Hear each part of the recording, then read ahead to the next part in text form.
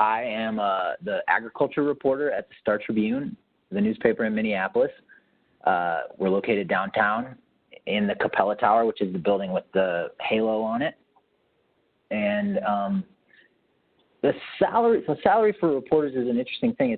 It's not a well-paid profession, generally speaking, but the Strib is a union newspaper, which is unusual. And so the pay scale is anywhere from like $40K, somewhere in the ballpark of $40K for a like fresh out of college reporter, to $75K for a, somebody with 6 years of experience. And it's standardized. So everybody gets paid the same unless they secretly negotiate with management for a raise. If you were to go to any other newspaper in the country, I think like basically the New York Times or the Washington Post or the LA Times or the Wall Street Journal would be the only papers that pay better, generally speaking, than the Star Tribune. So that's a nice thing for reporters here. I've been at the Strib for 7 years, and I've been a reporter for 13 years, and you can see how to contact me there. So what do I do all day? As you might imagine, I write news articles, but what my beat as a farm reporter is what we call enterprise heavy. So it's, a lot of reporters in the room, sports reporters or like a police reporter or something, might have the day's news dictated to them 4 days out of 5 in a week. If there's, some big breaking news, they just respond to it. And, those stories are important, and doing a good job with those stories is important. My job as a farm reporter is more coming up with my own story ideas and executing them over time. So the first step, of course, is coming up with ideas. That's done in what we call a budget, which is not like a financial budget, obviously. It's a list of stories, and with a budget line, which is kind of just a paragraph saying, like, this is what the story is about. The better the budget line is, the closer you are to having a good story. So I'm constantly tweaking, augmenting, and adding to my list of stories with their little paragraph that says what this story is about. That's kind of like the fundamental work of a beat reporter. You're just working on your story list, and you're communicating those stories to editors. You're trying to get them better, and a lot of reporting goes into that. You have to call people to find out, is this really a story? Is there some wrinkle that makes this story interesting? So there's a lot of groundwork that goes into that from the beginning. Then you come to, I guess, the second step, which is reporting the story out, actually conducting on-the-record interviews, collecting quotes.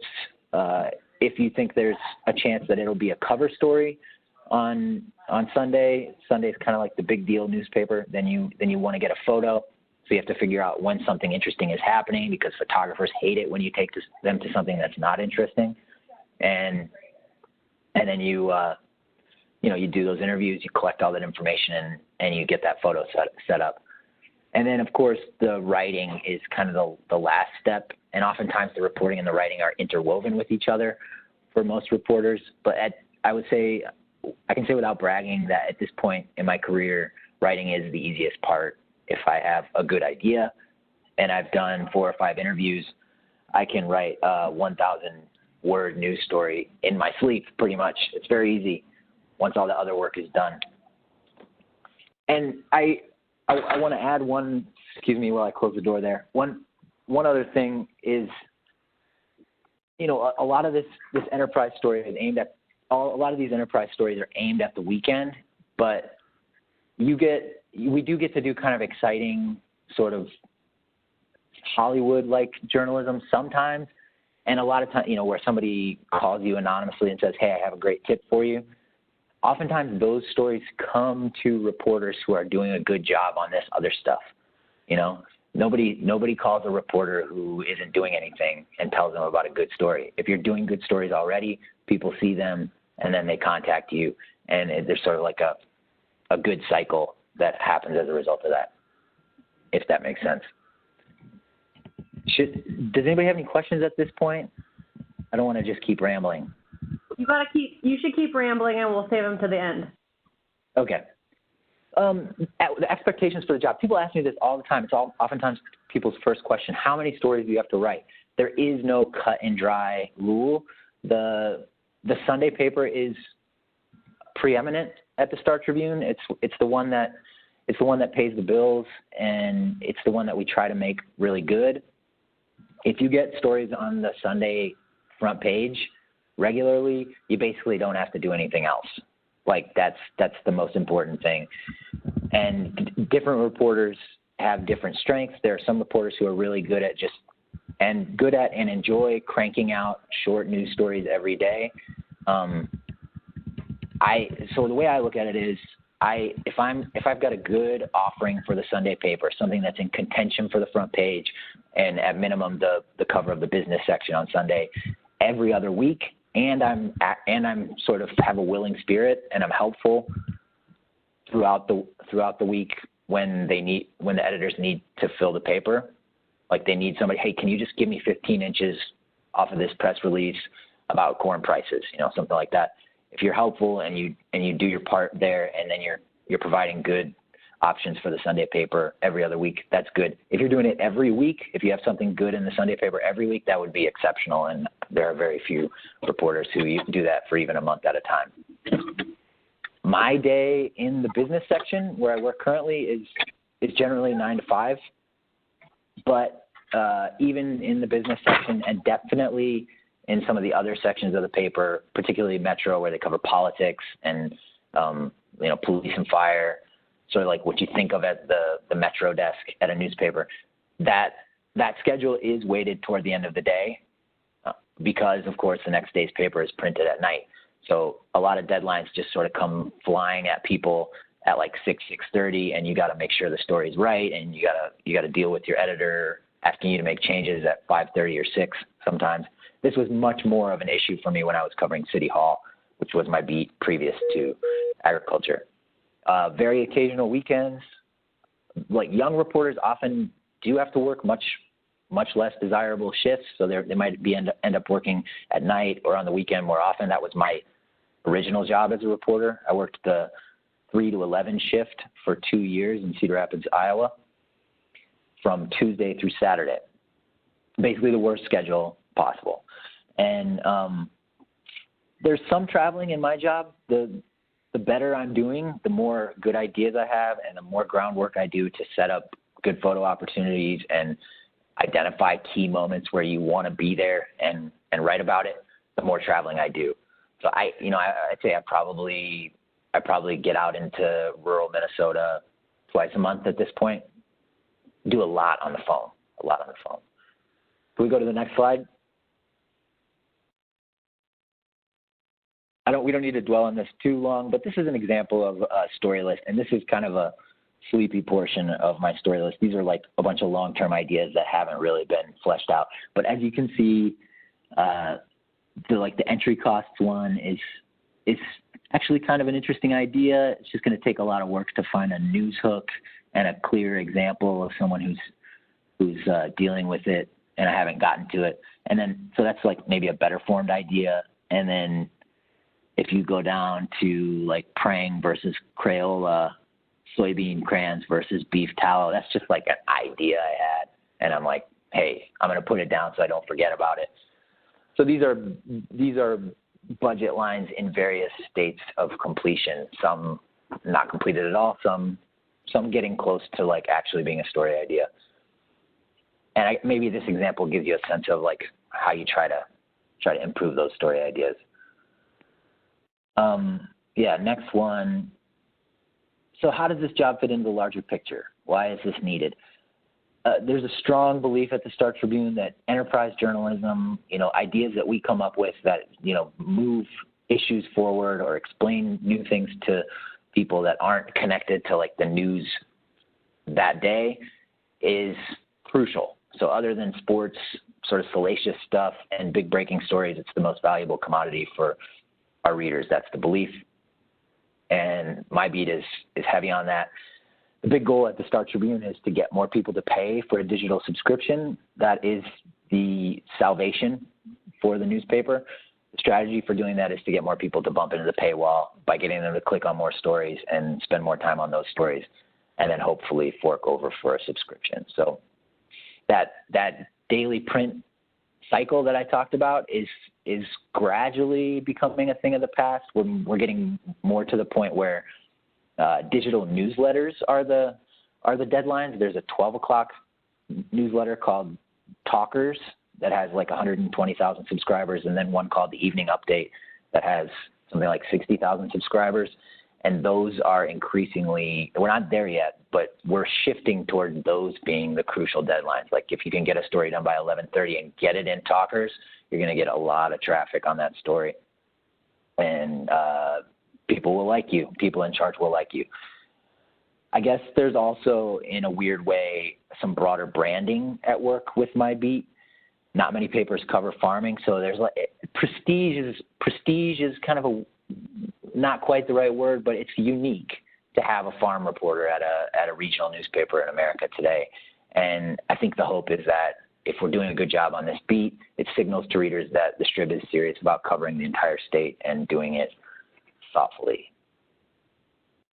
I have two more. Oh, yeah, what am I good at, and why? What would someone need to be successful at this? I'm a good, fast writer. I'm naturally gifted that way. That's not crucial for reporters, but it does help a lot. And I think my perspective is a little off compared to most people. So I have a nose for a surprising story, which is good. I like talking to people and learning about stuff, particularly systems that are meaningful. And I think of the agriculture system as meaningful and important, and I generally like talking about it and learning about it. Being well organized is not something that anybody would accuse me of, but it is a good trait for a reporter in general, and I'm not a train wreck on that front. You know, if you're well organized and disciplined about keeping that story list going, that makes the rest of the job a lot easier, as I'm sure you can imagine. Next slide, please. Two other little notes. People change beats a lot in newsrooms. So right now I cover farming, but before that I covered City Hall, as I said. I've covered banking and insurance and economics and county government, and I covered a lot of flooding when I worked in Cedar Rapids, and I've covered 3 different city halls. The conventional wisdom is that reporters need to keep moving or else they get stale in a beat. Something like 4 years is kind of a rough benchmark. Rare is the reporter who sticks to the same beat for 10 years. That would be crazy. And Andrew wants me to break down my day by phone, email, and in-person interviews. It's very difficult to do because it changes so much. Like yesterday, I spent most of the morning exchanging secure text messages on Wicker with a guy who's trying to give me an anonymous tip. And that's not normal, but stuff like that comes up. Generally, in-person interviews happen much more rarely, and I do those usually only when I need a photo or I'm feeling particularly curious and like I need to get out there and get in touch with the people. Email and phone are the main modes of communication. Phone is the only way that I do interviews outside of in person. We don't do interviews by email almost ever unless somebody is too scared to talk to us and provides us with a statement, because we want the immediacy and the realness of actually talking to somebody and getting actual quotes from them rather than them getting to like think about it for an hour and use a lot of verbiage. But I would say, but then you use email a lot to sort of follow up, clarify things, get documents that prove what you're writing about. So, any questions? Awesome. I know there's definitely going to be some questions around. So if you have a question, it's possible that I put you on mute or you've muted yourself, so go ahead and take yourself off. We'll figure out first come, first serve on the question front. Okay, I'm here. I'll ask one. Okay, Tim's got a question. So Adam, when you rotate, All right, Tim. when you rotate beats, right? So you go from whatever business into farming. How much input do you have? Do you work with your leadership and be like, I'm really interested in X, and they push you that way, or is it largely based on demand and what's open, or how do they determine what your beat is going to be? I think it's case by case. Some reporters get pushed into beats they don't want to do, but generally, I think ideally there would be interest from the reporter saying, I want to cover this, and that's how it happens. I don't think forcing people into beats that they don't want to be in results in good journalism. I do think it happens because there are, just like in any office, there are high performers and there are low performers. The low performers end up getting pushed around more. Both, this isn't exactly a question, but both in the sense of like what beats they end up in and in what stories they have to do. So if you don't have a strong, robust story list, you're not keeping your name in the paper, as we put it.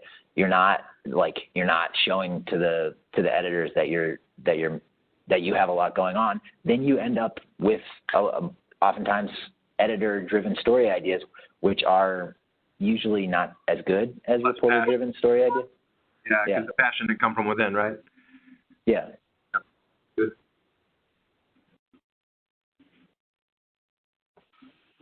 Hey, Adam, I've got a question for you. Yes, Jenny. So I work for an online-only newspaper, and the whole just watching print go out in our lifetimes is just kind of crazy to me. But I'm wondering how your job as a reporter has changed at all, if it has, when you're trying to meet those two deadlines you were talking to, as opposed to having, trying to meet an 11 o'clock deadline for print the next morning. Yeah, I should admit that, it's still basically more or less a 9-to-5 job. So I can try to hit that noon deadline, but if it's a fairly complicated story and I don't start working on it till that morning, then oftentimes I don't get it done until 4 o'clock. Right. But it's changed in that, like, I mean, those different deadlines are a big change, but also we have much greater focus on headlines and photos for online presentation now than we did even, I would say, 12 months ago. They demand that reporters spend a lot of time thinking about the headline. We don't get to decide the final headline, and certainly we don't decide the final headline for the print product, but we have to come up with something somewhat catchy for a headline now, and that was not the case even a year ago, because it's, as I'm sure you can imagine, that the headline has a lot to do with whether people click on the story. Whether they click on the story has a lot to do with our numbers for the month as a department. And, it all fits together. Thanks. Yeah. Hey there, Adam. I have a question. Yes, Aaron. I was super interested when you said that writing was like the easiest part of the job, and you were kind of most of the way there. So that was just a comment that was really interesting to me. The question that I have is about the editing process.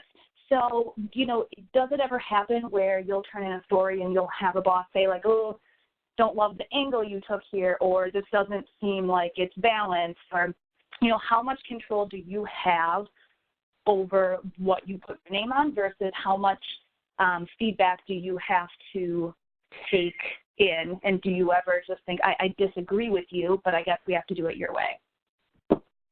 Yeah, that's a really good question. So one thing that happens is when you have editors, you learn pretty quickly what where the compromise zone is, and generally I try to sort of write to that. But yes, editors will often come back with like, this isn't balanced. Criticism would be basically like you need to call somebody that represents this viewpoint, a viewpoint X, or else this story isn't going to be balanced. Usually that's usually that's fair and kind of inarguable, you know. And I generally, if an editor is saying that to me, I'm kind of embarrassed that I didn't think of it myself first. I might disagree, but usually not. And I think I'm kind of all over the place in my answer here, but disagreeing with editors is also an art, and it's an art of selection. Like if you are one of those reporters, and there are reporters like that in the Star Tribune who disagree with their editors on everything and go to the mat on every turn of phrase that they thought that was important in their story, you become tiresome, right? And so I've sort of pride myself on trying to be careful about what I go to the mat on, and it's not very often. It doesn't happen very often, and when I do, I generally get like a good hearing from my editor about it. And I will say a lot of my big stories the leads are rewritten. So a lot of the work goes into the first, what we call 5 inches. That would be like the first 150 words of the story. That's where the editors spend all their energy. And, you know, that's where I spend a lot of my energy in the writing too. Those get rewritten in ways that I'm kind of ambivalent about a lot, but I generally don't fight my editor, Evan Ramstad. He's a very reasonable guy. I don't fight with him on that either, even though he does rewrite my leads a lot. And just to respond to your comment about writing being the easy part, people who don't work in newspapers ask about writer's block sometimes, but that's never something we talk about in newspapers. It's like it just doesn't happen because you have to get it done, and you get writer's block when you're trying to write the perfect thing. We're never writing the perfect thing. Nothing we write is perfect. It's always kind of like okay, and so you get comfortable with that okayness and live with it. Does that answer the question? Yeah, it does. Thanks. Adam, are there writers that are like role models to you? Like you really appreciate their work and whatnot, or not so much? Yeah, so I don't write anything like my role models, but you know, the journalists that I really admire would be Mark Bowden, the guy who wrote Black Hawk Down and Killing Pablo and a lot of other stuff. He writes for The Atlantic, writes about the military with just incredible incision and clarity. He's awesome. And Michael Kelly, a former columnist at the Washington Post and a guy who wrote a lot of feature stories for GQ in the 90s. He's dead now. He died in 2003 in the first Iraq War. But he was just an amazing storyteller and a describer of people. He did profiles of like Jesse Jackson and Ted Kennedy back when they were, back in the early 90s when they were like big figures, and they're just absolutely riveting to read. I don't get to do that kind of journalism really. This enterprise journalism I'm talking about is generally speaking 1,000 to 1,200, 1,300 words, and it's got to hit the reader in the face with like, this is the news that you need to know today. So I'm in almost a different profession than those guys are in, but I really admire the work that they did. Yeah.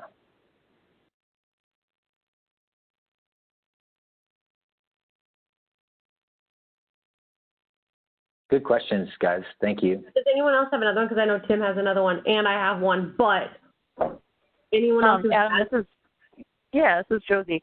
I'm just wondering, like, how did you decide you wanted to go into to journalism and writing and that? Like, how did you decide to pursue that path? Well, I knew that I probably sound really cocky, but I knew that I was good at writing, and I enjoyed doing it. I enjoy the craft of like putting words together. I couldn't figure out what else I could do that would, as quickly get me into that work. I mean, people talk about lawyers being writers, but I didn't really want to go to law school. I didn't want to do that whole thing. I love journalism. Even though I don't do what Mark Bowden and Michael Kelly do, there are shades of what they do that I try to do in some of my stories, you know, and that's really fun. So I thought it would be fun. I thought I would be good at it, and that's why I certainly wasn't going to be an environment management planner at Medtronic, you know. Yeah, it makes sense.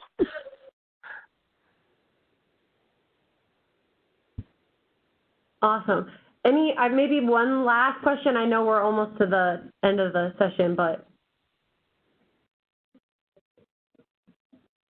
Okay, I have one really quick, Adam, that you can answer probably real quick, about sources, about how you keep track of who to call for things. Like, I know you always quote some economist somewhere. You just have an endless Rolodex of, like, Paul knows about crops and Sally knows about, you know, chemicals. Yeah.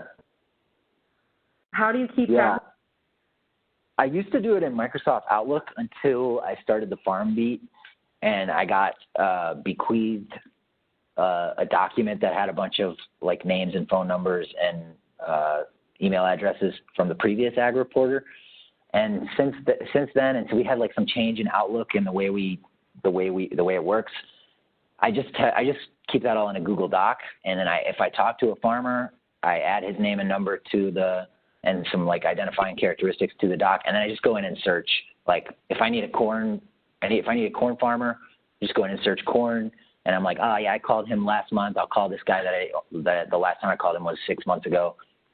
So that's kind of the nuts and bolts of how I do it. But you know, developing a good source list and making it bigger and finding the right people to call on certain issues is a really important part of the job, and that goes back to the sort of being well organized component of what makes a good reporter. Because if you can manage that pretty well, then it makes your job when the crap hits the fan a lot easier, because you know, like, I can immediately get in touch with this person who picks up their cell phone, generally speaking, and gives me a good quote.